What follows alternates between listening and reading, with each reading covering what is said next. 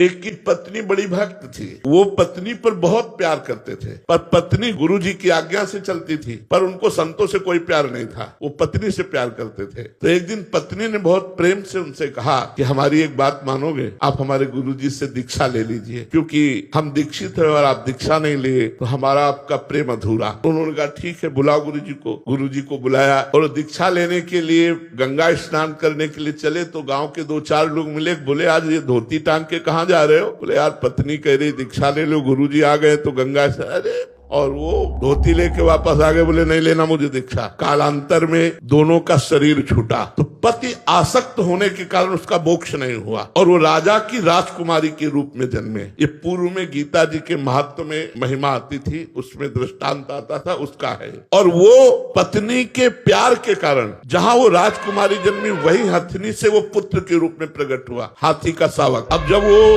नव युवक अवस्था में हाथी आया और श्रृंगार करके राज सवारी निकली और राजकुमारी सिंहासन पर आरूढ़, तो जे भी उसने देखा तो पूरी स्मृति जागृत हो गई कि ये तो मेरी पत्नी थी। अब ये राजकुमारी और मैं हाथी हूँ, कैसे मिलन हो सकता है? वो चुपचाप सहता रहा क्योंकि कुछ अपनी बात व्यक्त नहीं कर सकता, हाथी रूप में है। अब राजा ने अपनी राजकुमारी का स्वयंवर रचा। जे ही स्वयंवर की घोषणा हुई तो उसने खाना पीना सब छोड़ दिया। वो बहुत ही सुशोभित हाथी के रूप में था। राजा को सूचना पहुंची, राजवैद्यों ने देखा, बोले कोई रोग नहीं। राजकुमारी विज्ञान संपन्न थी क्योंकि भजन करती थी। उसने कहा इसकी औषधि मेरे को पता है, मुझे एक बार इसके समीप जाने दो। नजदीक गए और कान में कहा था गुरुदेव को वरण कर लो। नहीं वरण किया ना तो हाथी की योनि को प्राप्त हुए। सकुचाओ मत, तुम्हारे गले में जयमाला डालूंगी। सकुचाओ मत, स्वयंवर में तुम शोभा के लिए खड़े किए जाओगे और मैं तुम्हारे ही गले में माला डालूंगी और इस जन्म में इतना भजन करूंगी कि आगे जन्म में हम फिर दोनों मिलेंगे। उसने ऐसा ही किया। भजन के प्रभाव से अपने पति को हाथी की योनि से मुक्त करके